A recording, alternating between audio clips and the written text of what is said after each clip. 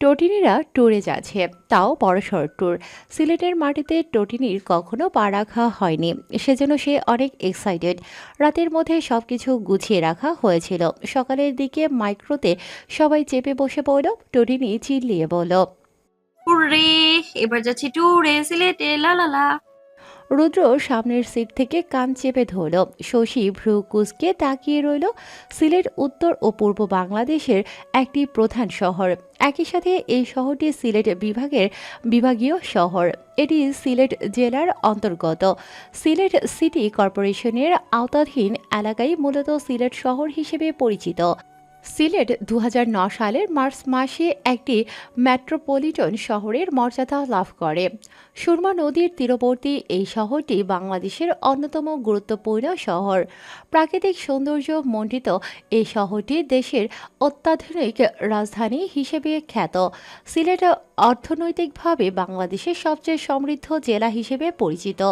শিল্প, প্রাকৃতিক সম্পদ ও অর্থনৈতিকভাবে সিলেট দক্ষিণ এশিয়ার অন্যতম ধনী জেলা। এই শহরের বিশাল অসংখ্যক লোক পৃথিবীর বিভিন্ন দেশে বসবাস করে, প্রচুর বৈদেশিক মুদ্রা প্রেরণ করে, দেশের অর্থনীতিতে বিশেষ ভূমিকা পালন করে আসে। সিলেটের পাথর বালুর গুণগত মান দেশের মধ্যে শ্রেষ্ঠ। এখানকার প্রাকৃতিক গ্যাস ছাড়াও দেশের সিংহভাগ চাহিদা পূরণ করে থাকে।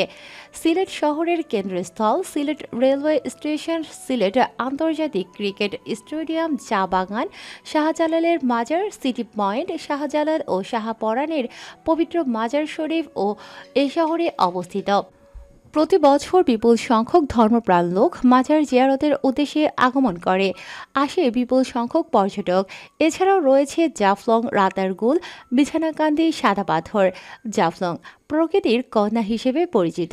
সিলেট জেলার দর্শনীয় স্থানগুলোর মধ্যে জাফলং সবার পছন্দ। সিলেটের গোয়াইনঘাট উপজেলার ভারতের মেঘালয় সীমান্ত ঘেঁষা প্রকৃতির দানে রূপের পসরা সাজিয়ে আছে জাফলং। পাথরের উপর দিয়ে বয়ে চলা পিয়াইন নদীর স্বচ্ছ পানির ধারা, ঝুলন্ত ডাউকি ব্রিজ, উঁচু উঁচু পাহাড়ে সাদা মেঘের খেলা জাফলংকে করেছে অনন্য।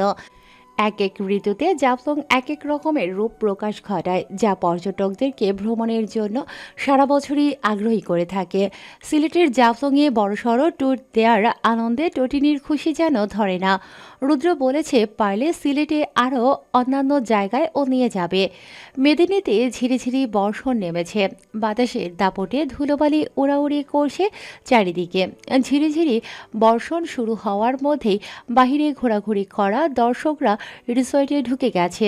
এই অন্ধকারে বৃষ্টিতে ভিজে যাওয়া প্রকৃতিক কন্যা জাফলংকে যেন আরও সৌন্দর্যে ভরিয়ে দিয়েছে। ধুলোকণা চোখে মুখে পড়তে পারে, সেজন্য রিসর্টে অবস্থানকৃত ব্যক্তিরা জানালা আটকে দিয়েছেন অনেক আগে। ধুলোবালি উড়ানো এই বর্ষণে জাফলংয়ের রিসর্টের প্রবেশদ্বারে থামল একটি যাত্রীবাহী মাইক্রোবাস।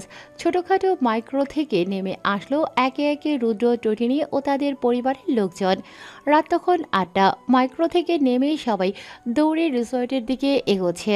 এই ধুলোবালি উড়ানো আবহাওয়াতেও টটিনি দুহাত দুদিকে মেলে দিয়ে চিৎকার করে বলছে, সবকিছু এত সুন্দর কেন রুদ্র ভাই? রুদ্র হাত ধরে টেনে নিয়ে যেতে যেতে বলল, পরে সব দেখিস, আপাতত নিজেকে বাঁচা। অগত্যা টটিনির রাতে আর ঘোরাঘুরি করা হলো না। ফ্রেশ হয়ে খাওয়া দাওয়া করে সবাই আরামের ঘুম দিল কাঁথা মুড়িয়ে জাফলংয়ের রিসর্টে। রুদ্রোজ্জ্বল আকাশে পেঁচা তুলোর মতো মেঘ ভেসে বেড়াচ্ছে। বাতাসে বইছে শীতল হাওয়া। সময় ভোর ৭টা। রাতের মধ্যভাগে আকাশের কান্না থেমে আস্তে আস্তে আকাশে আবারও মেঘ জমতে শুরু করেছিল। অন্ধকার কাটিয়ে ধীরে ধীরে প্রভাতের আলো ফুটে উঠতেই সূর্যমামা নিজের ক্ষমতা দেখালেন অল্প করে। ঘুম ঘুম চোখে তাকালো টটিনি। মুঠোফোন বের করে সময় দেখে নিল। ৮টা এখনো বাজেনি। সে উঠে ফ্রেশ হয়ে নিল। পাহাড়, টিলা আর দিগন্ত বিস্তৃত চা বাগান যেন সিলেটকে ঢেকে রেখেছে সবুজের চাদরে। যেখানে পর্যটকরা মুগ্ধ হন, প্রেমে পড়েন শীতল প্রকৃতির এই লীলাভূমিতে। সিলেট হচ্ছে দুটি পাতা একটি কুড়ির সবুজ রঙের নয়নাভিরাম চরণভূমি। হজরত শাহজালাল রাদিয়াল্লাহু ও হজরত শাহপরান রাদিয়াল্লাহু সহ ৩৬০ আউলিয়ার পুণ্যভূমি। এখানে জন্মেছেন মরমী কবি হাসান রাজা, রাধা রমন দত্ত, আরকুম শাহ, দূরবীন শাহ ও শাহ আব্দুল করিমের মতো মরমী সাধকরা। প্রকৃতি কন্যা জাফলং সারা দেশে এক নামে পরিচিত সিলেট জাফলং নামে। সেখানেই এসেছে তারা। সকালে নাস্তা শেষ করে ৯টার পর রিসর্ট থেকে বের হলো সবাই। টোটিনি জিন্স ও টি শার্ট পরেছে। রোবা নাহার ও ঐশানী যেন যুবতী হয়ে গেছেন হঠাৎ করেই। দুজনে জিন্স ও ফতুয়া পরেছেন। নিজেদের বউদের দেখে হতভম্ব দু ভাই। সাথে যোগ দিয়েছে আশারিয়া আহমেদ। আলপনা ও শশী জিন্স টি শার্ট পরেছে। সবার মধ্যে পর্যটক পর্যটক ভাব। জাফলংয়ের পানিতে নেমেছে সবাই। এত শান্তি যেন আর কোথাও নেই। চারদিকে সকালে শীতল বাতাস বইছে। এজন্যই বলছি সবাই সিলেটকে শান্তির শহর বলে। ভারতের মানুষ আর বাংলাদেশের মানুষের মিলন মেলা যেন এই জাফলং। কেউ কেউ পানিতে সাঁতার কাটছে, কেউ কেউ ছবি তুলছে, কেউ কেউ নৌকা চড়ে ব্রিজের কাছে গিয়ে ফিরে আসছে। আস্তে আস্তে সব দোকানপাট খুলছে। দোকানিরা টোটিনি পানিতে লাফাচ্ছে। সাথে যোগ দিয়েছে দুটো পিচ্ছি কাজিন। রুদ্র কোমরে হাত রেখে বলল, এখানেই লাফাতে থাক, দূরে যাস না। সাঁতার জানিস না কিন্তু তুই। টোটিনি বাধ্য মেয়ের মতো মাথা নাড়ালো। রুদ্র মোবাইলের ক্যামেরা বের করে ছবি তুলতে শুরু করলো। এদিকে রাজ ও তুরফান হাফ প্যান্ট পরে পানিতে নেমেছে। দুজনেই খুশি যেন ধরছে না। তুরফান ও রাজ সাঁতার জানে, সেজন্য তারা গভীরে গিয়ে সাঁতরাচ্ছে। টোটিনির তা দেখে মন খারাপ হলো। রুদ্র তখন ছবি তুলতে ব্যস্ত। টোটিনি তুরফানকে ডেকে বলল, এ ভাই আমাকেও নে না, আমিও সাঁতরাবো। তুরফান টোটিনির ১ বছরের ছোট, কিন্তু লম্বার কারণে বোঝার উপায় নেই কে ছোট কে বড়। তুরফান বড় ভাইয়ের মতো করে বলল, একদম না বোন, তুই সাঁতার জানিস না, পরে ডুবে যাবি। টোটিনির ঠোঁট উল্টে বলল। আরে ডুববো না, তোরা দুটো ধরে রাখবি আর আমি সাঁতরাবো। রাজ ও তুরফান একে অপরের দিকে তাকালো। রাজ ইশারায় মানা করতে তুরফান বলল, না রে, তুই বরং বাবাকে বল, যা। অগত্যা টোটিনি বাবার দিকে তাকালো। তাহের ইফাত পানির ওপর একটি পাথরে বসে আছেন। টোটিনি সেদিকে এগিয়ে গিয়ে বলল, আমাকে ধরে সাঁতার কাটাও না বাবা, প্লিজ। তাহের ইফাত উঠে দাঁড়ালেন। মেয়েকে নিজের দুহাতে তুলে রাজদের কাছাকাছি নিয়ে গেলেন। টোটিনি বিশ্ব জয় করার মতো আনন্দ পেল। রাজ ও তুরফানকে ভেঙচি কেটে সে সাঁতার কাটতে লাগলো। তাহের ইফাত কিছু সময় পরই বললেন, হাতে ব্যথা করছে মা, চলো পাড়ে যাই।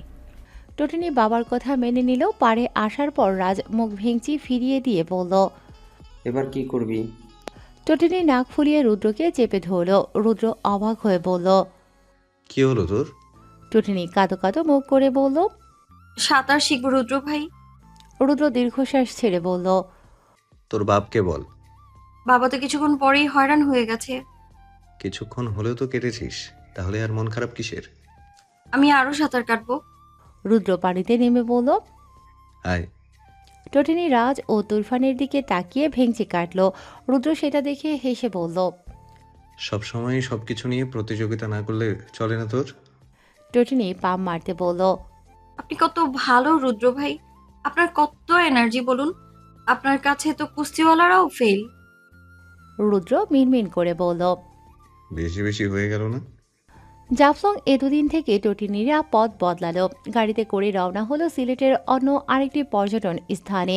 শাহপরান ও শাহজালাল ঘুরে তারা স্টেডিয়ামে গেল। চারিদিকে বিস্তৃত চা বাগান, সবুজে ঘেরা চারিদিক। একদল চা পাতা সংগ্রহ করতে ব্যস্ত। কেউ কেউ এসেছে পিকনিকে। এত এত মানুষের মধ্যে নিজেকে অনুভব করে টোটিনির মন নেচে উঠল।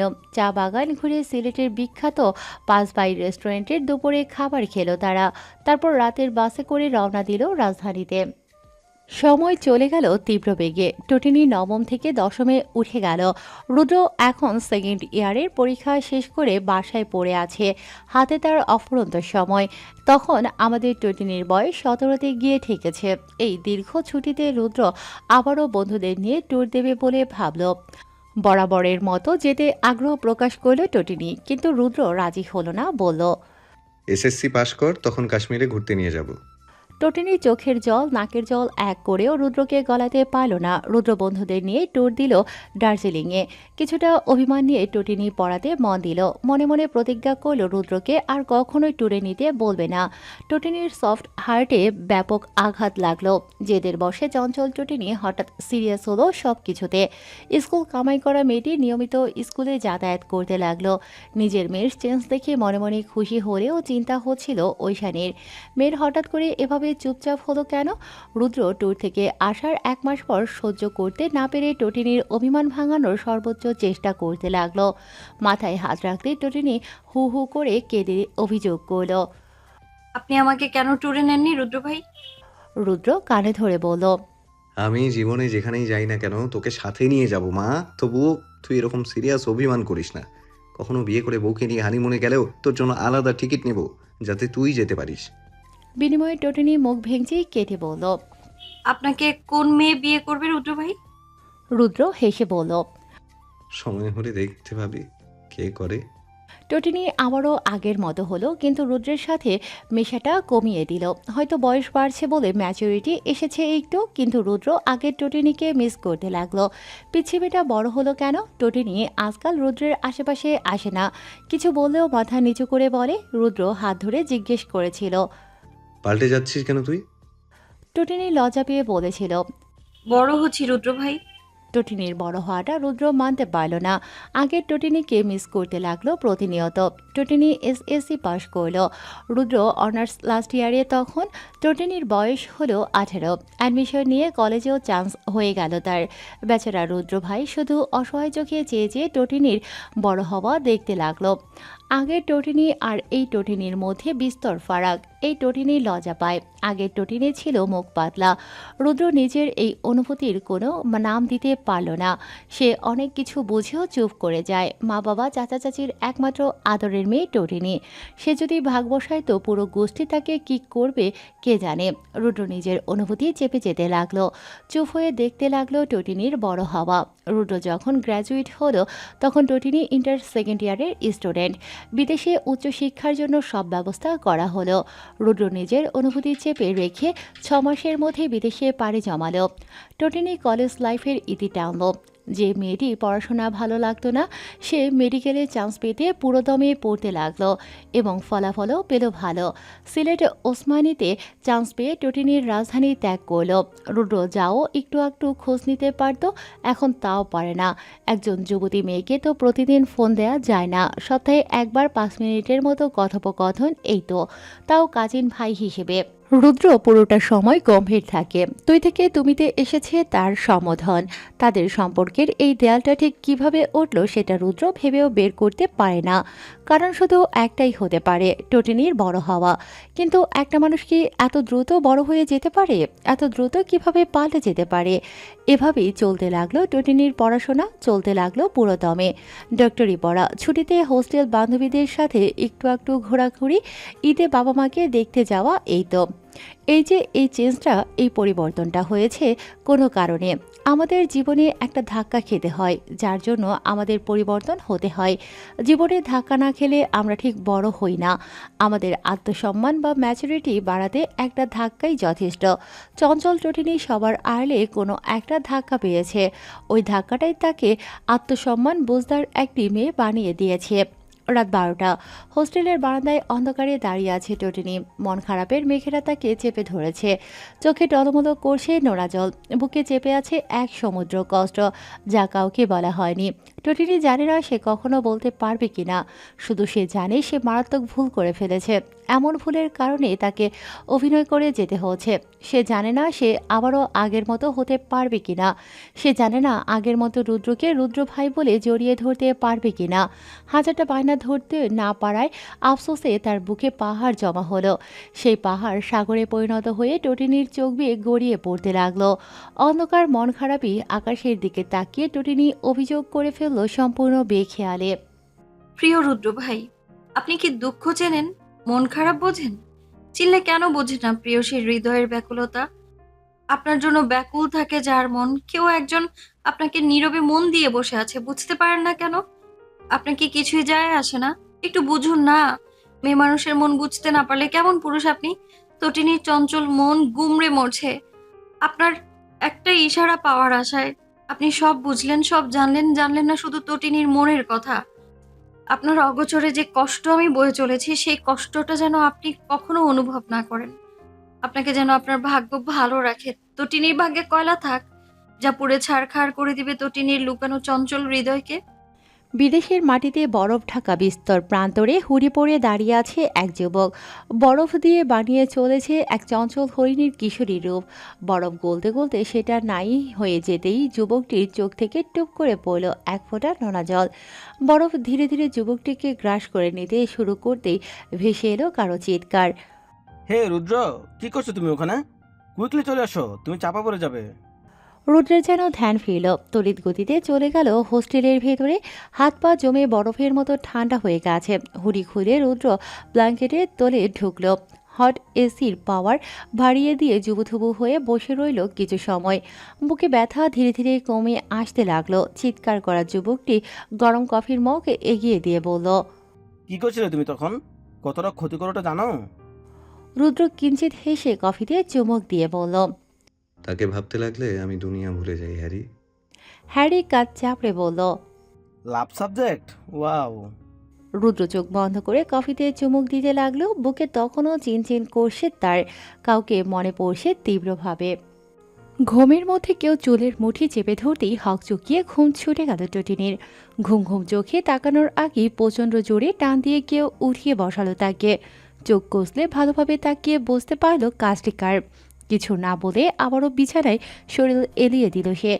সেটা সহ্য হলো না ব্যক্তিটির। আবারও চুলের মুঠি চেপে ধরে উঠে বসালো। টটিনি এবার মারাত্মক রেগে গিয়ে বলল। কি সমস্যা? তিনি চোখে মুখে বিস্ময় নিয়ে বললেন। কটা বাজে খেয়াল আছে? কলেজের প্রথম দিনে পড়ে পড়ে ঘুমাচ্ছিস। তার এহেন প্রত্যুত্তরে টটিনি চমকে গেল। মাথা এলোমেলো হয়ে গেল তার। আজ তার কলেজের প্রথম দিন, অথচ আজই সে পড়ে পড়ে ঘুমোচ্ছে। চোখে মুখে অসহায়ত্ব ফুটিয়ে বলল।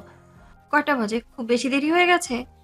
মহামান্য সেই ব্যক্তিটি রাগে গজগজ করতে করতে বললেন। তেমন দেরি হয়নি, আমি বাইকে করে নিয়ে যাব, পৌঁছে যাবি জলদি। টটিনি তাহার দিকে কৃতজ্ঞতা দৃষ্টিতে তাকিয়ে বলল। আজ আপনি যদি না তুলে দিতেন তো আমি প্রথম ক্লাসটাই মিস করে যেতাম। ধন্যবাদ আপনাকে রুদ্র ভাই। রুদ্র হেসে ফেলল। চলে যেতে নিয়েও টটিনির মুখের দিকে তাকিয়ে থেমে গেল, বলল। তোর চোখ মুখ এমন শুকনো কেন বলতো? টটিনি শুকনো ঢোক গিলে বলল। একটা মারাত্মক স্বপ্ন দেখেছি রুদ্র ভাই। রুদ্র আগ্রহ প্রকাশ করে বলল। কিরকম স্বপ্ন? টটিনি ঠোঁট উল্টে বলল। আমি দেখেছি যে আমি পাল্টে গেছি কোনো একটা কারণে। আপনার সাথে কথা টথা বলছি না, আপনি বিদেশে চলে গেছেন পড়াশোনা করতে। কিসব অনুভূতি, কিসব কি দেখলাম রুদ্র ভাই, আর মনেও পড়ছে না। রুদ্র অবাক হয়ে তাকিয়ে বলল। কি দেখে ঘুমিয়েছিলি বলতো? একটা স্যাড এন্ডিং মুভি দেখেছিলাম। রুদ্র গম্ভীর স্বরে বলল। এই জন্যই। তা আর কি কি দেখলি? দেখলাম আমরা ওই যে জাফলং ঘুরতে গিয়েছিলাম না, সেখান থেকে এসে সব কেমন পাল্টে গেছে। আপনি আগের মতো আমাকে আর কোথাও ঘুরতে নিয়ে যাননি, সেজন্য আমি অভিমান করে বদলে গেছি। সবচেয়ে আশ্চর্যজনক বিষয় হলো আমি নাকি মেডিকেলে চান্স পেয়েছি। রুদ্র এ পর্যায়ে হেসে ফেলল, বলল। মেডিকেল? টটিনি ঠোঁট ফুলিয়ে বলল। আপনি হাসবেন না তো? আমি জানি আমি মেডিকেলে চান্স পাওয়ার মতো স্টুডেন্ট না, কিন্তু স্বপ্নে তো দেখেছি। জাফলং থেকে এসে প্রায় 1.5 বছর হয়ে গেছে, তুই এখনো সেখানেই পড়ে আছিস? রুদ্রের প্রশ্নে টটিনি মাথা নিচু করে বলল। কি জানি, জায়গাটা মনে রাখার মতো, সেজন্যই হয়তো। রুদ্র দীর্ঘশ্বাস ছেড়ে বলল। জলদি রেডি হ, কলেজে যেতে হবে তোর। নাকি আরও পড়ে পড়ে সময় নষ্ট করতে চাস? টটিনি তড়িৎ গতিতে ওয়াশরুমে চলে গেল। হাত মুখ ধুয়ে রুমে এসে জামা কাপড় চেঞ্জ করলো। রুদ্র কখন বাহিরে বাইকের চাবি হাতে দাঁড়িয়ে আছে। টটিনি ব্যাগ কাঁধে নিয়ে দৌড় দিল। নাস্তার টেবিল থেকে রোবা নাহার ও ঐশানী চেঁচিয়ে ডাকলেন, কিন্তু সে কানে তুলল না। খেতে বসলে আরও দেরি হয়ে যাবে। তখন রুদ্র ভাই তাকে তুলে আছাড় দিতে দুবার ভাববেন না, কিন্তু হলো উল্টো। রুদ্র বাইকের চাবি আঙুলে দিয়ে ঘোরাতে ঘোরাতে বলল। মা চেঁচাচ্ছে কেন? যা খেয়ে আয়, টেনশন করিস না, সময় মতো পৌঁছে যাবি। টটিনি বাধ্য মেয়ের মতো পুনরায় গৃহে প্রবেশ করলেও নাস্তা করে বের হয়ে রুদ্রের বাইকে চেপে বসলো। রুদ্র তার কথা রাখলো। হাওয়ার বেগে বাইক চালিয়ে টটিনিকে কলেজে পৌঁছে দিল। কলেজ গেট দিয়ে যখন রুদ্রের বাইক ঢুকলো, তখন হাঁ করে কিছু মেয়েরা তাকিয়ে রইল। টটিনি তাদের দিকে তাকিয়ে ভেঙচি কাটতে ভুলল না। রুদ্র লুকিং গ্লাসে সেটা দেখে হাসলো। বাইক সাইড করে রুদ্র টটিনিকে নিয়ে নেমে দাঁড়ালো। এটা রুদ্রের প্রাক্তন কলেজ। সে এই কলেজ থেকেই এসএসসি পাশ করেছে, সেজন্য সব কিছু জানাশোনা আছে তার। টটিনিকে নিয়ে সোজা প্রিন্সিপালের রুমে গেল সে। নিজের পরিচয় দিতে প্রিন্সিপাল চিনতে পারলেন। রুদ্র টটিনিকে দেখিয়ে দিয়ে বলল। স্যার, ও আমার কাজিন। এই কলেজে ইন্টার ফার্স্ট ইয়ারে ভর্তি হয়েছে। প্রিন্সিপাল হেসে বললেন। বেশ তো। স্যার, ও একটু চঞ্চল, সেজন্য পরিচিত এটাতেই ভর্তি করিয়েছি। আপনারা একটু খেয়াল রাখবেন। যদিও ও অপরিচিতদের সামনে ভদ্র হয়েই থাকে, কিন্তু বলা তো যায় না, বুঝতেই পারছেন। প্রিন্সিপাল তার পান খাওয়া লাল দাঁত বের করে হেসে সম্মতি দিলেন। টটিনি তখন রাগে ফেটে পড়বে ভাব। বের হতেই রুদ্রের হাত খামছে ধরে বলল। আপনি এগুলো কি বললেন? আমি কি অভদ্র? রুদ্র নিজের হাত ছাড়িয়ে নিয়ে বলল। এমন বাঘিনীর মতো খেপেছিস কেন? আমি কি মিথ্যা বলেছি নাকি? যা সত্যি তাই বলেছি, যাতে তোকে নিয়ে কোনো সমস্যা না হয়। আমি তো আর সবসময় এসে পাহারা দিতে পারবো না তোকে। কার না কার সাথে ঝগড়া লাগিয়ে থাকবে। টটিনি কিন মিরিয়ে বলল। তাই বলে আপনি এইসব বলবেন? আমি কি ছোট নাকি? হ্যাঁ, আগের মতো অবুঝ তো নই। নিজের সমস্যা নিজেই দেখতে পারবো, আপনাকে টানবো কেন? হু আর ইউ? রুদ্র গম্ভীর স্বরে বলল। তুই যদি আর একটা কথা বলিস তো তোকে এখন তুলে একটা আছাড় দিব। টটিনি দমে গেল। রুদ্র মাথায় টোকা দিয়ে বলল। শান্তশিষ্ট হয়ে থাকবি। কোনো সমস্যা হলে আমাকে ফোন করবি, ঠিক আছে? টটিনি কোনো কথা বলল না। রুদ্র টটিনিকে ওর ক্লাসের সামনে নিয়ে গেল, বলল। এটাই তোর ক্লাসরুম, যা গিয়ে বসে পড়। সব পড়া নোট করবি। এ রাতে আমি সব দেখব, মনে থাকে যেন। রুদ্র চলে গেল। টটিনি পা তুলে বসলো, গালে হাত দিয়ে ভাবতে লাগলো কি করা যায়। আপাতত সে রুমে একা, তার মানে আজ সে সবার আগে এসেছে। ঠিক কিছু সময় পর রুমটা স্টুডেন্টে ভর্তি হয়ে গেল। টটিনির পাশে বসেছে দুটো মেয়ে। টটিনি তাদের মধ্যে একজনকে জিজ্ঞেস করলো। কি নাম তোমার? মেয়েটি চোখে মুখে উচ্ছ্বাস নিয়ে বলল। আমার নাম রূপান্তর। তুমি?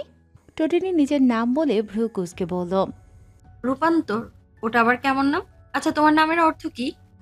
রূপান্তর মেয়েটি মন খারাপ করে বলল। কেমন নাম তা তো জানি না, বাবা রেখেছেন। নামের অর্থ সৌন্দর্য বা এমন কিছু হবে হয়তো, আমি সঠিক জানি না। তুমি জানো? টটিনি ভাব নিয়ে বলল। আমি কি সবার নামের অর্থ জেনে বসে থাকি নাকি? সরি টু সে, বাট আমি জানি না রূপান্তর। রূপান্তর দ্বিতীয়বারের মতো জিজ্ঞেস করল। তোমার নাম কি? টটিনি ভাব নিয়ে বলল। নদী দেখেছো? নদীর অপর নাম কি? আমার নামও সেটাই। রূপান্তর মেয়েটি হেসে বলল। ও আচ্ছা, তুমি পানি? টটিনি চোখ মুখ কুঁচকে বলল। পানি কেন হতে যাব? নদীর অপর নাম কি পানি নাকি? রূপান্তর বোঝানোর ভঙ্গিতে বলল। নদীতে তো পানি থাকে, আর জীবনের অপর নাম পানি, সেজন্য তোমার নাম পানিই হবে, তাই না? টটিনি চোখ মুখ উল্টিয়ে বমি করার ভঙ্গি করলো, বলল। তুমি কে ভাই? হু আর ইউ? আমার পাশে কেন বসেছো? এমন গাধা মানুষ আমি জীবনেও দেখি নাই। অথচ রুদ্র ভাই আমাকে বলে আমি নাকি দুনিয়ার সবচেয়ে পচা গাধা।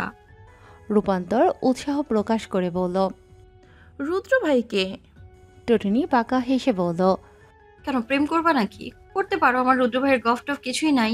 এতে পিওর সিঙ্গল পোলা, একেবারে খাঁটি। রূপান্তরের মন নেচে উঠল। বলল কেন নয়, প্লিজ তার সাথে আসার পরিচয় করে দিবা, রুদ্রর বোন। টটিনি রেগে বলল। দিতে চাইছিলাম, কিন্তু তোমার শেষের কথা সম্বোধনের জন্য দিব না। রূপান্তর হয়তো কিছু বলতে চাইছিল, কিন্তু তার আগেই ক্লাসের স্যার প্রবেশ করলেন। পরিচয় পর্ব যখন বলতে বলা হলো, তখনই রূপান্তর টটিনির নাম জানতে পারল। অবশেষে সে বুঝল নদীর অপর নাম হলো টটিনি। কলেজে আজ পরিচয় পর্বটাই হলো। বইপত্র কেনার পর 2 দিন বাদে ক্লাস শুরু হবে এবং সেদিন থেকে সবাইকে যথাক্রমে কলেজ ইউনিফর্ম পরে আসতে হবে। আগামীকাল হবে নবীন বরণ অনুষ্ঠান, সেটা নিয়ে অনেক এক্সাইটেড সবাই। রূপান্তর ও টটিনি হেঁটে যাচ্ছিল মাঠ দিয়ে।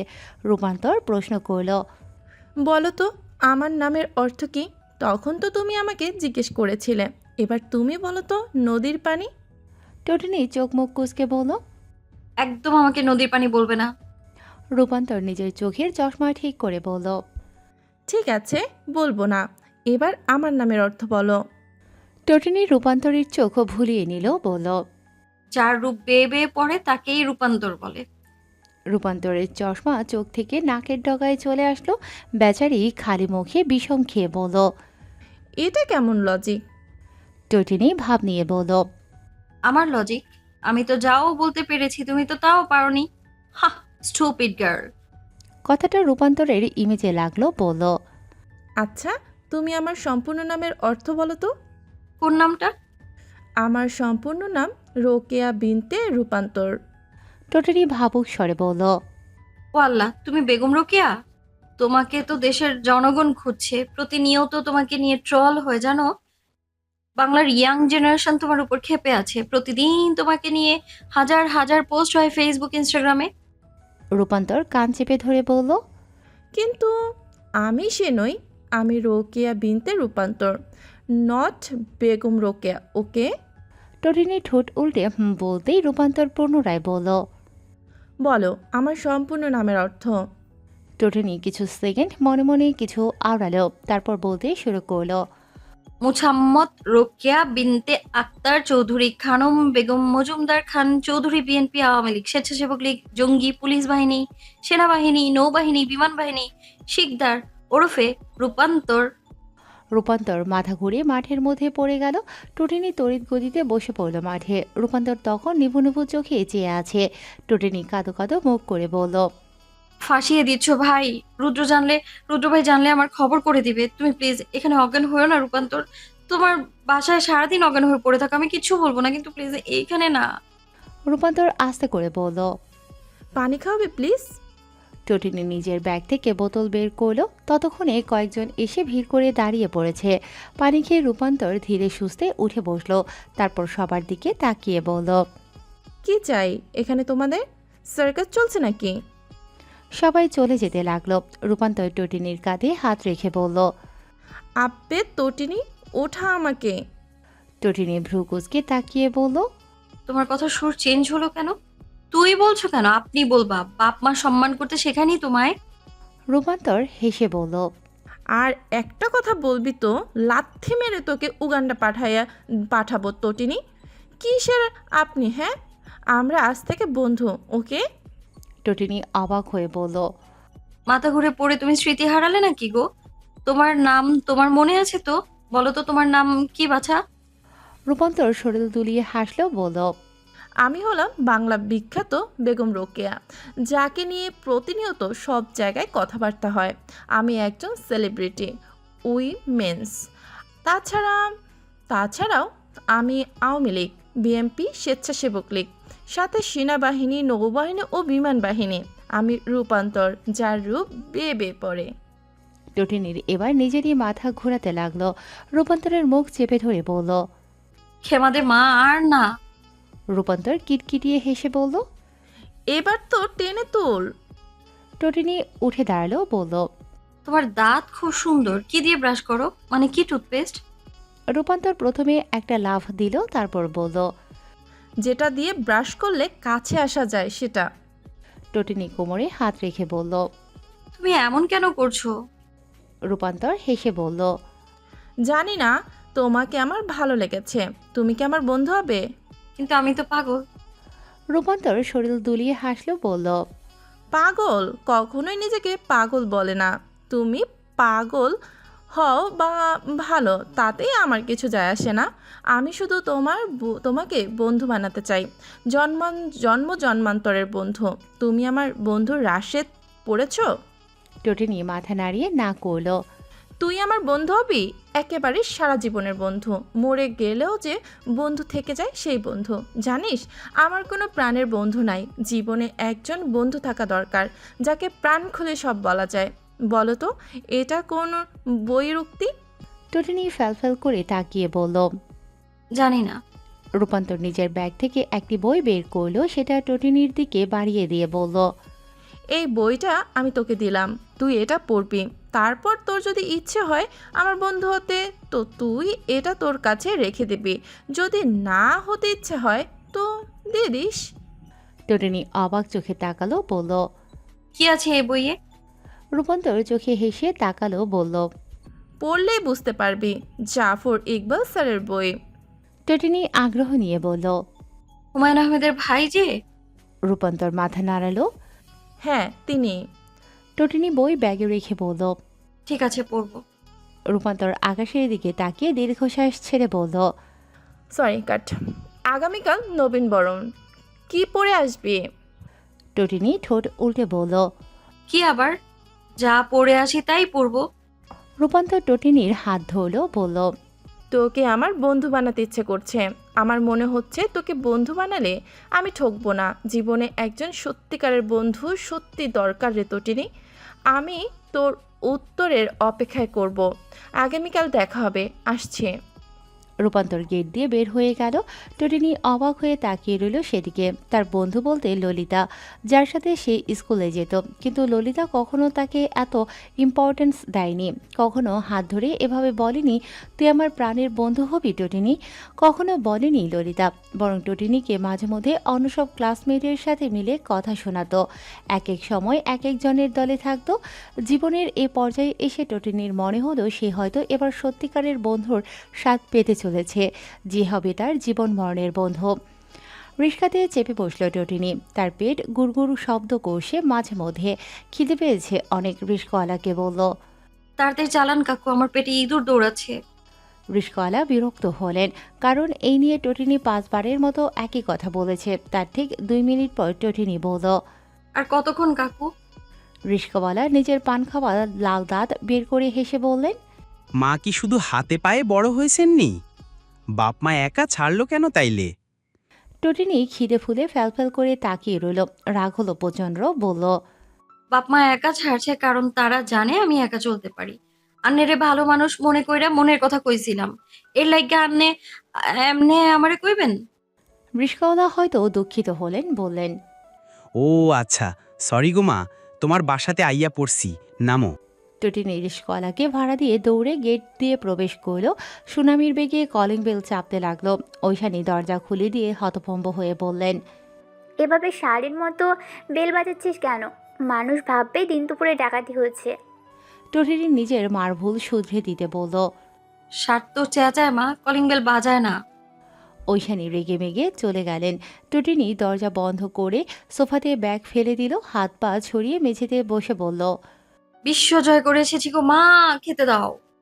ঐশানী টেবিলে খাবার দিয়ে বললেন। হাত পা ধুয়ে টেবিলে এসে খেতে বস, মেঝেতে কি তোর? টটিনি তার 2 কাঁধে ফু দিয়ে বলল। এটাই তো বাঙালিয়ানা মা, তুমি কি এর মর্ম বুঝবে? নানা জান তো ইন্ডিয়ান ছিল। ঐশানী মেয়ের কথায় নাক ফুলিয়ে বললেন। গাধার বাচ্চা, ইন্ডিয়ার মধ্যেও বাঙালিয়ানা আছে, শুধু তোর বাপের দেশে একা না, আমার বাপের দেশেও আছে, বুঝেছিস? এবার খেয়ে উদ্ধার কর। জ্ঞান জ্ঞান করবি না কানের কাছে, খবরদার, না হলে তোকে আর তোর বাপকে রাস্তায় ফেলে দিয়ে আসবো। ঐশানী তার মহামূল্যবান ভাষণ দিয়ে চলে গেলেন। টটিনি ঠোঁট উল্টে ভাবতে লাগলো তার দোষ আসলে কোথায়। আপনাকে আমি ভালোবাসি কি না জানি না, তবে আপনাকে আমি কল্পনাতে ঠিক স্বপ্নের রাজকুমার হিসেবে চিনেছি। নিজেকে কখনো জিজ্ঞেস করিনি আমি আপনাকে আদৌ ভালোবাসি কি না। আমি ভীষণ স্বার্থপর মানুষ, নিজেকে ছাড়া কাউকে ভালোবাসতে পারবো না কখনো। কিন্তু আপনার প্রতি আমার এই অনুভূতি 1000 বছরের ভালোবাসাকেও ছাড়িয়ে যাওয়ার মতো। বিশ্বাস করুন, এত ভালো আমার কাউকে লাগেনি। আত্মসম্মানহীন বেঁচে থাকা একজন আমের জন্য অনেক কঠিন। আমি আপনিও আত্মসম্মানের মধ্যে আত্মসম্মানই বেছে নিলাম। আমি জানি না আপনি মোহ নাকি ভালোবাসা, তবে আমি এটা জানি আপনি সেই যাকে ছাড়া আমি কখনো আর কাউকে নিয়ে এত অদ্ভুত কল্পনা করিনি। মেয়ে মানুষের স্বভাব জানেনই তো না। আপনি তো আবার ঘরে বসে থাকার মতো মানুষ নন, ঘরের মেয়ের খবর জানবেন কিভাবে? আচ্ছা, আপনি এটা জানেন তো একটা ছেলে মন খারাপ হলে যেমন ঘর থেকে বের হয়ে গিয়ে রিফ্রেশমেন্ট করতে পারে, একটা মেয়ে তা পারে না। জানেন আপনি, আমার হাসি খুশি মুখশ্রীর ভিড়ে লুকিয়ে আছে এক আকাশ সম না পাওয়া, কিন্তু সেগুলো আপনাকে পেলে হয়তো পূরণ হয়ে যেত। এক আকাশ সম না পাওয়ার সমাধান আপনি বুঝতে পারছেন? একজন আত্মসম্মানবোধ সম্পন্ন নারীর কাছে আপনি কতটা গুরুত্বপূর্ণ ছিলেন। এই কথা আপনি কখনো জানবেন না, বা আমি কখনো জানতে দিব না। কিন্তু যদি একটু মূল্যায়ন করতেন তো আপনি আপনার জীবনের সবচেয়ে সেরা উপহার পেতেন। ছেড়ে যাওয়ার যুগে থেকে যাওয়ার মানুষ পেয়ে যেতেন, কিন্তু আপনি মূল্যায়ন করলেন না। বিনিময়ে আপনি হারালেন একজন রত্ন, যে আপনার প্রেমিকা হওয়ার সাথে সাথে স্ত্রী হওয়ার যোগ্যতা রেখেছিল, কিন্তু আপনি তাকে প্রেমিকা হওয়ার জন্য মূল্যায়ন করলেন না। আপনার জন্য এক পাহাড় দুঃখ হলো আমার। আপনি সোনা পেয়ে কাজ ভেবে ফেলে রাখলেন, অথচ বুঝলেন না আমের থেকে খাঁটি সোনা আপনার জীবনে আর আসবে না। এতটুকু লিখে ডায়েরি বন্ধ করে রাখলো রূপান্তর। মনে তার বিষাদে ভরা। একতরফা ভালোবাসাটা প্রতিনিয়ত পুড়িয়ে দিচ্ছে তাকে, কিন্তু কাউকে বলতে পারছে না সে। কিছুক্ষণ পরেই তাকে কলেজের উদ্দেশ্যে বের হতে হবে। আজ নবীন বরণ, নিজেকে রাঙাতে হবে রঙিন রূপে, কিন্তু মনে তেমন আনন্দ হচ্ছে না তার। রূপান্তরের মন ভালো করতে কল এলো টটিনির। রিসিভ করতে টটিনি গড়গড় করে বলল, তোর দেয়া বইটা আমি ফেরত দিচ্ছি না রে বেগম রোকেয়া। রূপান্তর হাসলো, বলল, কেন, আমি কি বন্ধু হওয়ার যোগ্য নই? টটিনি হেসে বলল, যোগ্য বলেই তোর দেয়া বইটা নিজের কাছে রেখে দিচ্ছি। এবার বল, তুই কি আমার বন্ধু হবি? রূপান্তর এক মুহূর্তের জন্য থমকে গেল। টটিনি পুনরায় বলল, হবি? রূপান্তর অনেক কষ্টে উচ্চারণ করল। হব। কল কেটে দিয়ে রূপান্তর বিছানায় পড়ে রইল। নিজের খুশিটা ঠিকঠাকভাবে প্রকাশ করতে পারছে না সে। মন খারাপে উড়ে গিয়ে রূপান্তরের মনে আনন্দেরা ডানা মেলে উড়ছে। সেই ডানাতে পাখনা মেলে রূপান্তর উড়তে লাগলো কল্পনায়। সে আলমারি ভর্তি সব ড্রেস নামিয়ে ফেলল। সেগুলো থেকে বেছে একটি ড্রেস চুজ করলো পরার জন্য। নিজেকে রাঙিয়ে ব্যাগ কাঁধে নিয়ে চলল কলেজের উদ্দেশ্যে। টটিনি আয়নার সামনে দাঁড়িয়ে লিপস্টিক লাগাচ্ছে। রুদ্র দ্বিতীয়বারের মতো এসে বলল, হয়েছে তোর? টটিনি লিপস্টিকে রাঙা ঠোঁট উল্টে বলল, এত তাড়াহুড়ো কিসের রুদ্র ভাই? আমাকে একটু ভালো মতো সাজতেও দিচ্ছেন না আপনি। রুদ্র হতভম্ব গলায় বলল, আর কত সাজবি? 2 ঘন্টা ধরে তো সেজেই যাচ্ছিস তুই। কলেজ যাবি কখন? অনুষ্ঠান শেষ হয়ে গেলে? লেট লতিফ একটা। টটিনি চোখ বড় বড় করে তাকিয়ে বলল, একদম আমাকে লেট লতিফ বলবেন না। আপনার 14 গোষ্ঠী লেট লতিফ, আমি বাদে। রুদ্র দীর্ঘশ্বাস ছেড়ে ঘর থেকে বের হয়ে গেল। গেটের সামনে দাঁড়িয়ে রইল টটিনির অপেক্ষায়। কিছু মিনিট পর লম্বা হাই হিলের শব্দ তুলে টটিনি হেলে দুলে আসলো। রুদ্র একবার চোখ বুলিয়ে নিয়ে বলল, পা মুচকে বাসায় আসিস, তখন তোকে দেখে নেব। টটিনি মুখ ভেঙচি দিল। রুদ্র বাইকে চেপে বসে বলল, এবার আপনি যদি একটু দয়া করে উঠে বসতেন, তাহলে আমি আপনাকে পৌঁছে দিয়ে যথাসময়ে ভার্সিটিতে যেতে পারতাম জনাবা। টটিনি নিজের শরীরে ফু দেওয়ার ভান করে বাইকে চেপে বসল। রুদ্র মিনমিন করে বলল, একটা মানুষ এতটা অভিনয় কিভাবে করতে পারে? টটিনি শুনে ফেলল সেটা, নাক ফুলিয়ে বলল, কাকে বলেন আপনি এটা? এখানে তো শুধু আমিই আছি, তার মানে আপনি আমাকেই বলেছেন? রুদ্র এক হাতে নিজের গালে তওবা করল, বলল, আমি আর কোনো কথা বলবো না, প্লিজ চুপ কর এবার মা। টটিনি হতভম্ব হয়ে বলল, আপনার নিজের মা ও চাচিমা থাকতে আপনি আমাকে মা বানিয়ে দিচ্ছেন কেন? জগৎ সংসারে কি ছেলেদের অভাব পড়েছে নাকি? মা হতে হলে নিশ্চয়ই আমি আপনাকে বেছে নেব না রুদ্র ভাই। আপনার মতো দামড়া ছেলের মা হওয়ার কোনো ইন্টারেস্ট নাই আমার। রুদ্র দাঁতে দাঁত চেপে বাইক চালাতে লাগলো। টটিনিকে তার গন্তব্যে পৌঁছে দেবে সাই সাই করে চলে গেল গতি বাড়িয়ে।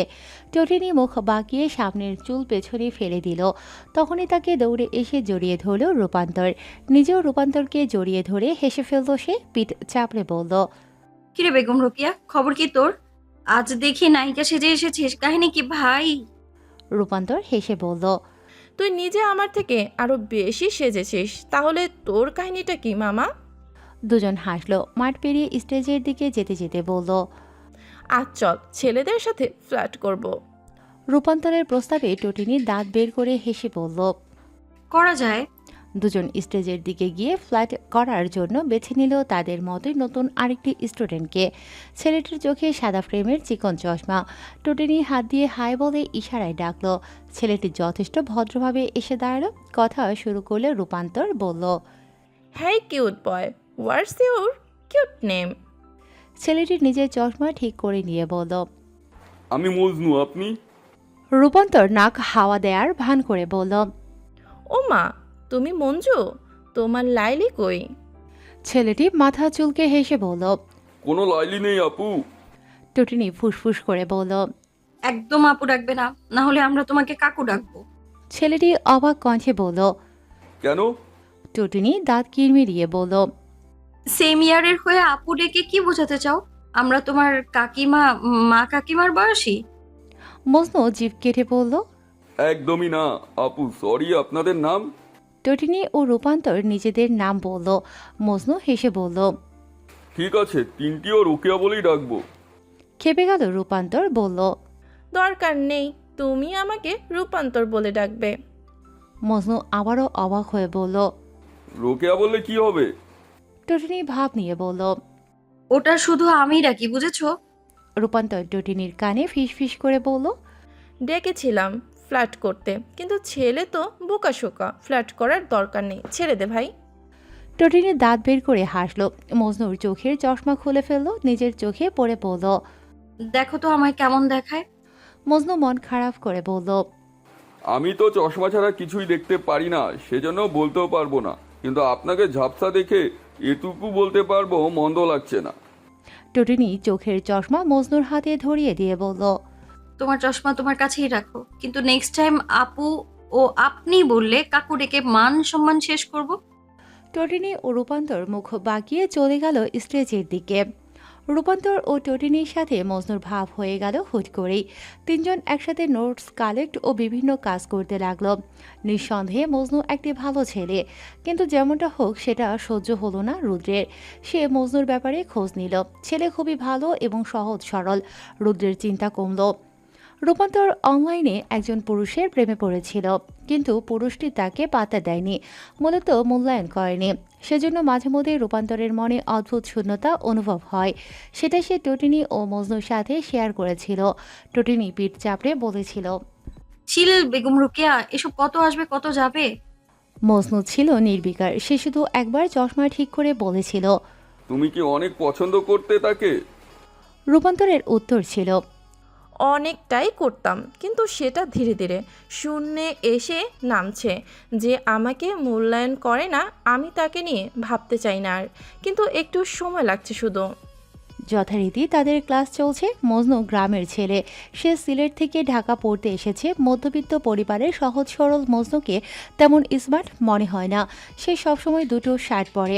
রূপান্তর ও টটিনি মিলে মজনুর জন্মদিনে দুটো শার্ট উপহার দিল, কিন্তু মজনু নিতে রাজি হচ্ছিল না। তার মতে টটিনিরা তাকে দয়া করতে চেষ্টা করছে। টটিনি যখন রাগ করে বলেছিল। দয়া দেখাবে কেন? তুই আমাদের বন্ধু না? বন্ধু হয়ে বন্ধুকে কিছু দিতে পারবো না?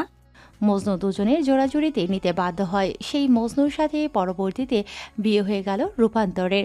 আর টটিনি তার ভাব নিয়ে সিঙ্গেল জীবন কাটাতে লাগলো। মজনুর সাথে রূপান্তরের বিয়েটা হয়েছে অ্যাক্সিডেন্টলি ভাবে, সেজন্য দুজনের কেউই মানতে পারল না। রূপান্তর তার না পাওয়া পুরুষের জন্য দুঃখ করতে লাগলো, আর মজনু দুঃখ করতে লাগলো কেন তার কপালে এমন মানুষ জুটল যে তাকে কখনো মেনেই নিতে পারবে না। চলুন জানা যাক কি হয়েছিল সেদিন। রূপান্তরেরা একাদশের ফাইনাল পরীক্ষা শেষে তিনজন ঘুরবে ফিরবে ভাবছিল, তো যথা নিয়মে তারা ঘোরাঘুরি করতে শুরু করে ঢাকার অলিতে গলিতে। ঢাকার খারাপ একটি স্থানে তারা চলে যায় নিজেদের অজান্তেই। অন্য শহরের মজনুর সেই জায়গা সম্পর্কে তেমন ধারণা নেই। পুলিশ যখন ধরল তখন তো ছেড়ে দেবে না এমনি এমনি। মজনু ও রূপান্তরের বিয়ে দিয়ে দিল, কিন্তু বাকি রইল টটিনি। টটিনিকে এমনি এমনি ছাড়তে রাজি না হলে সে রুদ্রকে ইনফর্ম করে। বেচারা রুদ্র বহুত কষ্ট করে এদের বের করে আনে। জনমের মতো ঘোরাঘুরির স্বাদ মিটে যাওয়ার পর টটিনিরা দ্বাদশের বইয়েই ডুবে গেল। টটিনি আজকাল রুদ্রের চোখে চোখ রেখে কথা বলতে পারে না। তার সেদিনের ঘটনা মনে পড়লে লজ্জা লাগে। ওরকম নিচেও একটি জায়গায় সে এভাবে চলে যাবে ভাবেনি। রুদ্র ওয়ার্নিং দিয়েছে ভালো মতো পড়াশোনা করতে, না হলে টটিনির এই কুকীর্তি সবাইকে বলে দেবে। বাধ্য হয়ে টটিনি পড়াশোনায় মনোযোগ দিল। সেদিনের পর আর ঘুরতে যাওয়ার নাম মুখে নেয়নি সে। টটিনি ও রূপান্তর মার্কেটে এসেছে ঈদের শপিং করতে। রমজান মাস শেষ হওয়ার বেশি বাকি নেই। এক সপ্তাহ আগে থেকেই শপিং করা শুরু করেছে তারা। টটিনি ঘুরে ঘুরে সব কিছু দেখতে লাগলো, কিন্তু কিছুই পছন্দ হলো না তার। রূপান্তরের আজকাল শাড়ির প্রতি ঝোঁক অনেক, তার অনেক পরিবর্তন লক্ষ্য করা যায়। টটিনির মনে হয় রূপান্তর ও মজনু লুকিয়ে প্রেম প্রেম খেলছে তারই চোখের আড়ালে। সব বুঝতে পেরেও টটিনি রুদ্রের ভয়ে চুপ করে আছে, কারণ রুদ্র সেদিন সেখানে বলেছে রূপান্তর ও মজনুকে যেন বিয়ের কথা কেউ মনে না করিয়ে দেয়। দুজন যদি দুজনের সাথে থাকতে পারে তবেই না হয় স্বীকৃতি দেবে। রুদ্রের কথা অক্ষরে অক্ষরে পালন করেছে ভাবওয়াদি টটিনি। শপিং করে মন খারাপ হলো টটিনির। পছন্দ না হওয়া সত্ত্বেও অনেক কিছু কিনেছে সে, কারণ তার রোজা রেখে বারবার শপিং করতে ভালো লাগে না। মুখ গোমরা করে টটিনি যখন বাড়ির গেট দিয়ে ঢুকলো তখন রুদ্রের সামনে পড়ে গেল। রুদ্র টটিনির মুখশ্রীতে চোখ বুলিয়ে নিয়ে জিজ্ঞেস করলো, কোনো অকাজ করে এসেছিস? টটিনি মুখ কালো করে দাঁড়িয়ে রইল। রুদ্র পুনরায় বলল, জবাব দিচ্ছিস না কেন? কি করে এসেছিস আবার? টটিনি কাঁদো কাঁদো স্বরে বলল। কোনো কিছু পছন্দ হয়নি আমার। রুদ্র টটিনির হাতের দিকে তাকিয়ে বলল। পছন্দ না হলে হাতে এতগুলো শপিং ব্যাগে কি? টটিনি অসহায় চোখে তাকিয়ে বলল। রোজা রেখে বারবার মার্কেটে যেতে ইচ্ছে করে না রুদ্র ভাই, সেজন্য যা পেয়েছি নিয়ে এসেছি, পড়লেই তো হলো। এত পছন্দ দিয়ে কাজ নেই। দেখুন এখনই কেমন যেন লাগছে দেখতে। যদিও আরো 2-1 দিন মার্কেটে গিয়ে ঘুরি, আমি অজ্ঞান হব নিশ্চয়ই এতে। রুদ্র নিজের ফোন এগিয়ে দিয়ে বলল। যা পছন্দ হয় অর্ডার দিস অনলাইনে, টাকা লোড আছে ফোনে। তবুও মুখের রিয়াকশন চেঞ্জ কর, তোকে দেখতে ভালো লাগছে না। টটিনি অফারটা লুফে নিল, বলল। আপনি এত ভালো কেন রুদ্র ভাই? রুদ্র কথা না বলে বাঁকা হেসে চলে গেল। টটিনি নাচতে নাচতে বাড়িতে প্রবেশ করলো। রুমে বসে একের পর এক ড্রেস পছন্দ করতে লাগলো। আজ রুদ্রের অ্যাকাউন্ট ফাঁকা করার ধান্দা তার। সেদিনের ধমকাধমকির প্রতিশোধ নেবে সে। যথানিয়মে টটিনি মোট 5টা দামি ড্রেস অর্ডার করে ফেলল। রুদ্রের অ্যাকাউন্টের 50,000 টাকা এক বসাতেই নাই হয়ে গেল। রুদ্রের বাটন ফোনে নোটিফিকেশন আসতে লাগলো বারবার। রুদ্র হতভম্ব হয়ে টটিনিকে কল করলো, কিন্তু চালাক টটিনি ধরল না। রুদ্রের মাথায় হাত। রুদ্রের অ্যাকাউন্টে 90,000-এর মতো টাকা ছিল। পড়াশোনার পাশাপাশি বাপ চাচার বিজনেস ও সামলায় সে। নিজের কষ্টের টাকা এভাবে উধাও হয়ে যাচ্ছে দেখে রুদ্রের বুকে ব্যথা করতে লাগলো। টটিনির নাম্বারে ডায়াল করতে করতে বাড়িতে আসতে লাগলো দৌড়ে। টটিনি রুদ্রের মোবাইল রোবা নাহারের হাতে দিয়ে নিজের রুমে দরজা বন্ধ করে দিল। শান্তির ঘুম দেবে সে এবার। আপাতত ইফতারের টাইম ছাড়া রুদ্রের সাথে তার দেখা হওয়ার চান্স নেই। রুদ্র বাড়িতে এসে মায়ের হাত থেকে নিজের মোবাইল নিয়ে হতভম্ব হয়ে তাকিয়ে রইল। রোবা নাহার ছেলের দিকে তাকিয়ে বললেন। কি হয়েছে রুদ্র? রুদ্র দাঁত কিরমিরিয়ে বলল। কিচ্ছু না মা। রুদ্র হনহনিয়ে নিজের রুমেই গেল। একটানে টি শার্ট খুলে ছুঁড়ে ফেললো মেঝেতে। টুটিনির মোবাইলে বার্তা পাঠালো। ঐশীর বাচ্চা ঐশী, চালাকি করলি তো? প্রতিশোধ নিলি? আমার টাকা যদি আমি উসুল না করেছি তো আমার নাম রুদ্র ইরফান নয়। তোকে আমি ছাড়বো না। টুটিনির রিপ্লাই আসলো কিছু মিনিট পর। অপ্রিয় রুদ্র ভাই আমার, ভবিষ্যতে আমি আপনার টাকা দিয়ে দেব। শুধু একটা জামাইয়ের অপেক্ষা। আপনাকে আমার জামাইয়ের টাকার গরম দেখিয়ে হাওয়া করতে না পারলে আমিও তটিনী ইফাত ঐশী নই। মনে রাখবেন নামটা আমার। রুদ্র ফের লিখল। তোর মাথায় এত গবর ভরা কেন? শয়তান একটা, সব সময় শয়তানি নিয়ে ঘুরে। তোকে আমি মায়া করে মোবাইল দিয়েছি, তুই সেটার মান রাখলি না। আর জীবনে কিছু চাইতে আসিস, ফকিন্নি কোথাকার। টটিনি রাগে গজগজ করে রিপ্লাই দিল। আপনি ভিখারি, সাথে আপনার বাপ চাচাও। রুদ্র হতভম্ব হয়ে উত্তর দিল। নিজের বাপকেও ছাড়লি না, কেমন মেয়ে তুই? টটিনির কথাটা গায়ে লাগলো, বলল। আমার গোষ্ঠীর আপনি ছাড়া সবাই ধনী। আপনি একে ফকির নিয়েও কিপটা, বুঝছেন আপনি মাথা ছিঁড়া রুদ্র ভাই। রুদ্রের মাথা ঘুরতে লাগলো। তার ছিঁড়া শুনেছে সে, কিন্তু মাথা ছিঁড়া শুনেনি। গোধূলি বিকেল পেরিয়ে মসজিদে আজান শোনা গেল। রুদ্র ও টটিনি টেবিলে মুখোমুখি। ইফতার করে সবাই নামাজ পড়তে চলে গেল। টটিনি পেটে হাত দিয়ে সোফায় বসে পড়ল। রুদ্র টুপি মাথায় দিয়ে বের হয়ে যেতে যেতে বলল। বাসায় একমাত্র এই একটার জন্যই অশান্তি হবে। রোজা রাখে, ইফতার করে, কিন্তু নামাজ পড়ার সময় যত অলসতা। টটিনি তড়িৎ গতিতে দাঁড়ালো, বলল। আপনি কিভাবে জানেন আমি নামাজ পড়ি না? মানে কোনো টপিক পেয়ে গেলেই হলো আপনার আমার থেকে প্রতিশোধ নেবেন, নিন, কিন্তু নামাজ নিয়ে না। আমি নিয়মত নামাজ পড়ি। রোজা রেখে নামাজ পড়বো না কেন? আপনার মতো পেয়েছেন আপনি আমায়? সারাদিন ঘুমিয়ে ঘুমিয়ে কাটাবো। রুদ্র হন হন করে চলে গেল। টটিনি মুখ বাঁকিয়ে সিঁড়ি পেরিয়ে উঠতে লাগলো। তাকে এখন দুনিয়ার সমস্ত আলসেমি ঘিরে ধরেছে। আলসেমিকে সাইডে রেখে সে নামাজ আদায় করলো, কিন্তু তাতেও তার পেট ফেটে যাওয়ার মতো ব্যথা কমলো না। সে ঘরের এদিক সেদিক হাঁটতে লাগলো। নামাজ শেষে সবাই নিজ নিজ ঘরে অবস্থান করছে। টটিনির মাথা ঘুরতে শুরু করলো। সে ধপাস করে মেঝেতে পড়ে গেল। নিভু নিভু চোখে তাকিয়ে আপনজনদের খুঁজতে লাগলো। টটিনি গলার স্বর যতটুকু সম্ভব বাড়িয়ে চিৎকার করলো। মা! ঐশানী দৌড়িয়ে বের হলেন। চিৎকার সবার কানেই পৌঁছে গেছে। বাড়ির সবাই জড়ো হলো টটিনির রুমে। ঐশানী মেয়ের মাথা কোলে নিয়ে বলতে লাগলেন। কি হয়েছে তোর মা? টটিনিকে ধরে বিছানায় শুইয়ে দেওয়া হলো। রুদ্র ডাক্তারকে ফোন করলো। টটিনির শরীর কাঁপছে। কাঁদো কাঁদো মুখ করে তাকিয়ে বলল। আমার কি হয়েছে মা? আমি কি বাঁচবো না? রোবানাহার ধমক দিয়ে বললেন। একদম ওসব বলবে না তটিনি, তোমার কিছু হয়নি। ডক্টর টটিনিকে চেক আপ করে বললেন, রমজান মাস, গ্যাসের প্রবলেম করে বেশি। ওকে প্রতিদিন সেহেরিতেই ওষুধ খাওয়াবেন, তারপর খাবার খেতে দিবেন। প্রেশারও কমে গেছে, প্রেশারের ওষুধ খাওয়াবেন, চিন্তার কিছু নেই। ঐশানী মেয়ের দিকে তাকিয়ে বললেন, আমার চঞ্চল মেয়েটা কীরকম শান্ত হয়ে গেছে ডক্টর।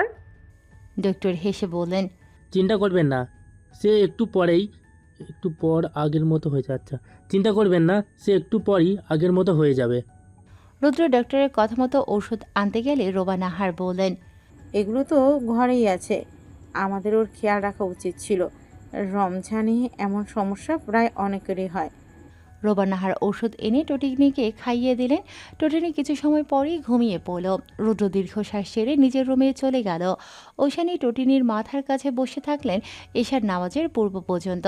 টটিনির ঘুম ভাঙল 10টার দিকে। সে তখন পুরো ফিট। তাকে দেখে মনে হবে না সে কিছু ঘন্টা আগেও অসুস্থ হয়ে গিয়েছিল। লাফিয়ে লাফিয়ে সে খাবার টেবিলে বসে পড়ল।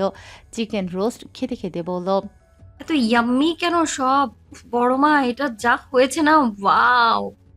রুদ্র গম্ভীর স্বরে বলল। খাবি খা, এত চেঁচাচ্ছিস কেন? টটিনি মুখের টুকু গিলে বলল, আপনার সমস্যা কি? আমার যা ইচ্ছে তাই করব। রাজ চিকেন লেগ পিস চিবোতে চিবোতে বলল। সত্যি অনেক মজা। তুরফান ও রাজ একে অপরের দিকে চোখাচোখি করতেই টটিনি ভ্রু কুঁচকে ফেলল। রুদ্রের দিকে তাকিয়ে বলল, ওরা নিশ্চিত কোনো প্ল্যান করেছে রুদ্র ভাই। আগের বারের মতো আজও আপনার দিকে আমার রোস্ট চলে গেলে আমার কোনো দোষ নেই। ওরাই এসব করে সব সময়। আমি আগে থেকে আপনাকে জানিয়ে রাখলাম। রুদ্র চোখ গরম করে রাজ ও তুরফানকে শাসালো। দুজন ভদ্র বাচ্চা হয়ে খেতে লাগলো। টটিনির দাঁত বের করে হাসলো। সেই কত বছর আগের প্রতিশোধ নিতে পারল সে আজ। বেশ হয়েছে, দুটো অনেক জ্বালিয়েছিল তাকে, কিন্তু রাজ ও তুরফানের মনে ছিল অন্য কিছু। টটিনি হাঁসের মাংস পছন্দ করে না। রাজ ও তুরফান প্ল্যান করে টটিনির দিক থেকে চিকেনের বাটি সরিয়ে ফেলল। টটিনির সেদিকে খেয়াল নেই। সে হাত দিয়ে চিকেনের বদলে হাঁসের মাংস নিয়ে মুখে দিয়ে ফেলল। স্বাদ ভিন্ন মনে হতেই সে চোখ বড় বড় করে তাকালো নিজের হাতের দিকে। হাতের মাংস মেঝেতে ফেলে দিয়ে হড়বড় করে বমি করে দিল খাবার টেবিলে, যার কিছুটা রুদ্রের প্লেটেও গিয়ে পড়ল। রুদ্র হতভম্ব হয়ে দাঁড়িয়ে গেল। সবাই টটিনিকে নিয়ে ব্যস্ত হলো আবারও। রুদ্রের ঘেন্নায় বমি পেতে লাগলো। ঐশানী সবাইকে সোফাতে বসতে বললেন। সবকিছু পরিষ্কার করে আবারও টেবিলে খাবার দিলেন, কিন্তু ঠিকমতো খেতে পারলেন না কেউই। সবারই মনে খুঁতখুঁত থেকে গেল, খাবারে আর আবার বমি পড়ে যায়নি তো। রুদ্র তো খেতেই এলো না, আর টটিনি মন খারাপ করে বসে থাকলো। ঐশানী মেয়েকে বকলেন না, কারণ তিনি জানেন তার মেয়ে অসুস্থ। রমজান মাসে সেহরি খেয়ে ঘুমানোর পর মূলত সবাই ভোরে ঘুম থেকে উঠতে চায় না। টটিনির ভোরের পর আর ঘুম ধরা দিল না। সে বাগানে হাঁটতে বের হলো মোবাইল হাতে নিয়ে। নিজের রুমের বারান্দা থেকে বাগানে টটিনিকে দেখতে পেল রুদ্র। মাস্টার্সে ভর্তির প্রস্তুতি সে এখন থেকেই শুরু করেছে। ভালো কথা, সে বিদেশে উচ্চশিক্ষা নিতে যাবে। মূলত সেজন্যই এমন প্রস্তুতি। টটিনির দেখা ওই স্বপ্নের মতো হয়তো টটিনি পাল্টাবে না, কিন্তু রুদ্র ঠিকই বিদেশে যাবে পড়তে। চোখের সাদা ফ্রেমের চশমা খুলে রুদ্র বাড়ি থেকে বের হলো। বাগানে এদিক সেদিক তাকিয়ে টটিনিকে খুঁজে চলল। মুহূর্তেই তার চোখে ধরা দিল কোনো জান্নাতি হুর। টটিনির পরনে সাদা রঙের ড্রেস, সাদা লং কুর্তি ও মাথায় ওড়না দেয়া। এত পবিত্র দেখতে লাগছে যে রুদ্রের চোখ জ্বলে উঠল। দৃষ্টি ফিরিয়ে নিয়ে সে নিজেকে স্বাভাবিক করল। তখনই টটিনি ফিরে তাকালো। হাতে তার সাদা নাম না জানা ফুল, কানে সেটা গুজে নিল। রুদ্রের দিকে এগিয়ে এসে হেসে বলল, আপনি এত সকালে পড়াশোনা করছিলেন বুঝি? রুদ্রের দৃষ্টি মাটির দিকে, বলল, হ্যাঁ, বাগানে একটু হাঁটতে এলাম। টটিনি আবদার করল। চলো না বাইরে থেকে হেঁটে আসি। রুদ্র আবদার ফেলতে পারল না। গেটের দিকে হাঁটা শুরু করলো। ইশারায় বুঝে টটিনি হাঁটতে শুরু করলো রুদ্রের পিছে পিছে। পুরো এলাকা হেঁটে বেরোলো দুজন। সকাল 8টার দিকে বাড়িতে পৌঁছে যে যার রুমে চলে গেল। রুদ্র নিজের রুমে গিয়ে থম মেরে রইল। তার চোখে কখনো টটিনির এত পবিত্রতা ধরা পড়েনি। এই প্রথম তার অন্যরকম অনুভূতি হচ্ছে। টটিনিকে আবার দেখতে ইচ্ছে করছে, ছুঁয়ে দিতে ইচ্ছে করলেও দূরত্বে থাকতে ইচ্ছে করছে। মনে হচ্ছে ছুঁয়ে দিলে অপবিত্র হয়ে যাবে তার ছোট্ট ফুল। টটিনিকে নিয়ে রুদ্র ডায়েরির ভাঁজে লিখে ফেলল কিছু আবেগী কথামালা। নদীতে মানুষ ময়লা আবর্জনা ফেলে দেয়, কেউ কেউ গোসল করে, নৌকা নিয়ে পারাপার হয়, কিন্তু আমি টটিনি ইফফাত নামক মানবী নদীর থেকে পারাপার হতে চাই না। বরং তার পবিত্রতা রক্ষা করে যেতে চাই আজীবন। মানবী নদীর মাঝে একমাত্র আমি ডুব দিতে চাই। আবর্জনা নয়, তাকে প্রেমের মাদকতার চাদরে মুড়িয়ে রাখতে চাই। প্রিয় পবিত্রতা, তুমি সকালের স্নিগ্ধ পবিত্র ফুলের মতোই একটি পবিত্র আত্মা। রুদ্রের মনে এভাবেই থেকে যেও কেমন। ডায়েরি বন্ধ করে রাখলো রুদ্র। সে তেমন কাব্যিকতা নিয়ে লিখতে পারে না, কিন্তু যাই লিখেছে সেটা মন থেকে। রুদ্র আনমনে হেসে ফেলল মানবী নদীকে মনে করে। রুদ্রের রোমান্টিক মনের 12টা বাজাতে মুঠোফোন মানবী নদীর বার্তা এলো। আপনার মানিব্যাগটা জুতা কেনার পর ফেরত দিব রুদ্র ভাই। গত মাসে 3 জোড়া জুতা কিনেছিলাম, একটাও জুইতেন না। ভালো দেখে দামি ব্র্যান্ডের অন্তত 5 জোড়া জুতা কিনে নি। প্রমিস করছি আপনার মানিব্যাগ যথাসময়ে ফেরত দিব। রুদ্রের রোমান্টিক ভাব দূর আকাশে পালালো। তার মনে হলো তার রোমান্টিকতা তাকে দাঁত কিরমিরিয়ে বলছে। লজ্জা করে না এমন পাষণ্ড মানবীকে নিয়ে রোমান্টিক ভাবনা ভাবতে? আমার কি আত্মসম্মান বোধ নেই? নেক্সট টাইম আমাকে না এনে আনরোমান্টিকতা আনবি, খবরদার। আবার তোর মনে এনেছিস তো।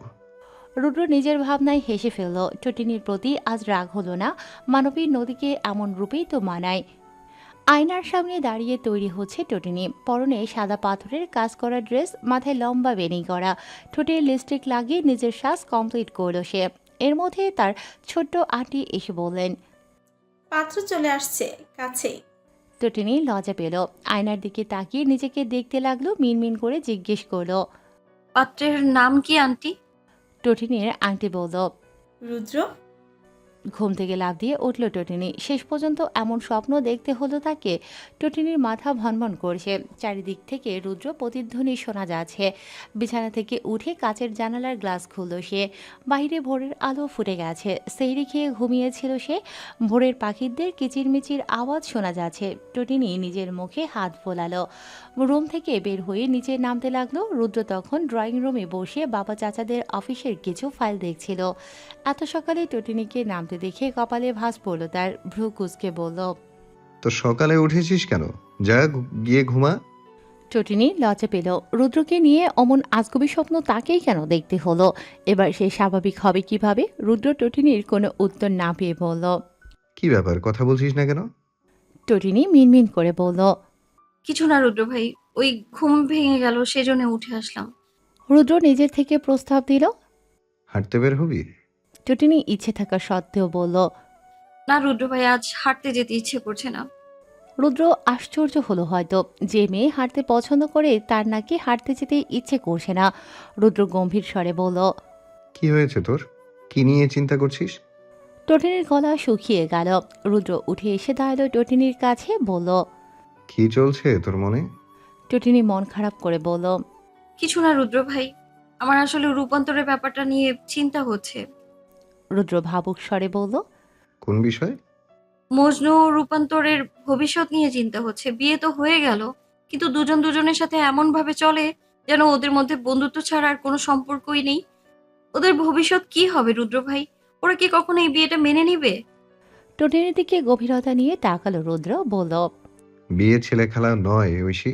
বিয়ে যেহেতু হয়েছে, আজ ওদের মনে কোনো প্রভাব না ফেললেও কিছু বছর পর ফেলবে। টিনেজ বয়স পার হলেও একটা ছেলের পুরোপুরি বুঝতে সময় লাগে অনেক। মজনু বুদ্ধিমান ছেলে, একদিন বুঝবে সব। রূপান্তর বুঝদার মেয়ে, হয়তো সিদ্ধান্তহীনতায় ভুগছে। কি করবে না করবে ভেবে পাচ্ছে না। তবে একটা সময় পর এগুলো সহজ হয়ে যাবে। বছরের পর বছর গেলে ওরা এটা নিয়ে ভাবতে শুরু করবে। বিয়ে নিয়ে ভাবতে গেলে একজন আরেকজনকে মনে মনে করে থমকে যাবে, এবং তখনই দুইজনার এক হওয়ার চান্স আসবে। সবই ওদের ইচ্ছের উপর নির্ভর করছে। হয়তো কেউ জানে না ওদের বিয়ের বিষয়ে, কিন্তু আল্লাহ জানেন। আর আল্লাহ তার বান্দাদের কোনো কারণ ছাড়া কখনো কিছুতে ফেলে দেন না। Got it? টটিনি মাথা নাড়ালো। রুদ্র পুনরায় বলল, হঠাৎ বিয়ে নিয়ে পড়লি যে? মাথায় বিয়ে নিয়ে কি চলছে তোর? টটিনি নিজেকে যথাসম্ভব স্বাভাবিক করল। রুদ্র যেই চালাক তাকে ধরে ফেলবে শেষে। রুদ্র গম্ভীর চাহনি দেখে টটিনির মাথা ঘুরতে লাগলো। দৌড়ে নিজের রুমে গিয়ে দরজা লাগিয়ে দিল। রুদ্র কিছু সেকেন্ড থম মেরে দাঁড়িয়ে থেকে হেসে ফেলল। মাথার চুল এলোমেলো করে পুনরায় সোফাতে ফিরে গেল। ডুব দিল অফিসের কিছু জরুরি ফাইল দেখাতে। টটিনি, রূপান্তর ও মজনু মোবাইলে ভিডিও কলে যুক্ত হলো। ঈদের বন্ধ দিয়েছে কলেজে, আর মাত্র 2-3 দিন তারপরে ঈদ। রূপান্তর ও টটিনি কি পড়বে না পড়বে তাই নিয়ে আলোচনা করছে। মজনু গম্ভীর মুখে তাকিয়ে দুই মহিলার কথোপকথন গিলছে। একসময় বিরক্ত হয়ে বলল, বাদ দে না এবার আর কত এক কাহিনী নিয়ে কথা বলবি তোরা? ঈদের দিন প্ল্যান ঈদের দিনই করিস, ঈদের দিনের প্ল্যান ঈদের দিনই করিস, পড়ে আছে তো আরো 2 দিন। টটিনি দাঁত কিরমিরিয়ে বলল, তো সমস্যা কি? আমরা সারা রাত কথা বলবো, তো শুনতে ইচ্ছে না করলে ডিসকানেক্ট হয়ে যা, ফালতু কোথাকার।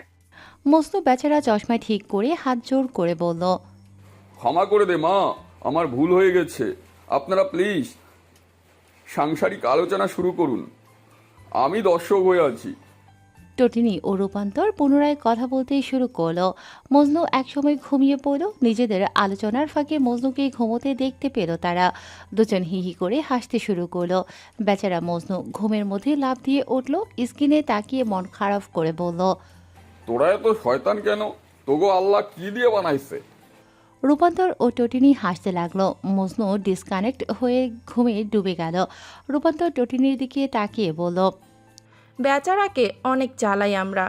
টটিনি মুখ বাঁকিয়ে বলল, আরে মায়া হচ্ছে বুঝি? রূপান্তর কিছু বলল না।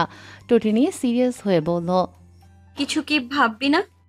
না রে, সময় যাক, পরিস্থিতি কোথায় নিয়ে যাবে দেখি, তারপর না হয় ভাবাভাবি হবে। তাছাড়া দুজনেই স্টুডেন্ট, আমি এখনও বিশ্বাসই করতে পারছি না মঞ্জু আমার। যাই হোক, বাদ দে, ইফতারের পর কথা হবে। টটিনি অনলাইন থেকে বের হলো। তার মন খারাপ হলো বান্ধবীর জন্য। জীবন এমন কেন যে যাকে চায় তাকে পায় না, আর যাকে নিয়ে কিছু ভাবেনি তার সাথে জীবন জুড়ে যায়? এই কেমন খেলা? টটিনি দীর্ঘশ্বাস ছাড়ল। হয়তো রুদ্রের কথাই ঠিক, একটা সময় পর দুজন ভাবতে বসবে, কিন্তু তখন দেরি হয়ে যাবে না তো? টটিনি তার ছোট্ট মাথাতে চাপ দিল না, আর ফেসবুকে গিয়ে পোস্ট করলো, যে যাকে চায় তাকে পায় না কেন? রুদ্র হয়তো তখন অ্যাক্টিভ ছিল। টটিনের পোস্টে হাহার রিয়েক্ট দিয়ে ইনবক্সে মেসেজের ঝড় তুলল। সেগুলো এমন, নিব্বি কার লগে টাঙ্কি মারিস? কি সব পোস্ট করিস? কারে তুই পাসনি? ঐশীর বাচ্চা তোরে খুন করে ফেলবো। এসব আজাইরা পোস্ট করার মানে কি? রমজান মাসে তোরে কি শয়তান এলারে? ফাজিলের ফাজিল, সারাদিন টই টই করে ঘুরে আর ফেসবুকে স্টেটাস দেয়, যে যাকে চায় তাকে পায় না কেন? একবার ঘর থেকে বের হ, তোকে বুঝাবো কেন পায় না। পড়াশোনা বাদ দিয়ে এসব করিস, বেয়াদব একটা। রুদ্রের দীর্ঘ ভাষণে টটিনির মাথা ঘুরতে লাগলো। সে তৎক্ষণাৎ পোস্টটা ডিলিট করে দিল। মনে মনে প্রতিজ্ঞা করল ইহ জন্মে আর কখনো স্যাড পোস্ট করবে না, সেটা যদি তার সাথেও হয় তবুও না। রুদ্র ভাইয়ের মতো পাবলিক লিস্টে রেখে কখনো স্যাড পোস্ট করা মানে নিজের পায়ে নিজে কোড়াল মারা। এমন ডেঞ্জারাস পাবলিক যার লিস্টে থাকে তার জন্য জীবনে দুঃখ থাকতে নেই, দুঃখের কথা ভাবতেও নেই। টটিনি বার্তা লিখল, আমি নিজের জন্য এটা পোস্ট করিনি রুদ্র ভাই, সকালে আপনাকে যা বললাম ওগুলো মাথায় ঘুরছিল, সেজন্যই পোস্ট করেছি। আমি আর স্যাড পোস্ট করব না, আপনি প্লিজ মা বাবাকে কিছু বললেন না। আমি তাদের শান্ত শিষ্ট বাচ্চা, পরে চিন্তা করবে তারা। রুদ্র টটিনির বার্তা পড়ে তাচ্ছিল্য করে বলল, শান্তশিষ্ট বাচ্চা? হ্যাঁ,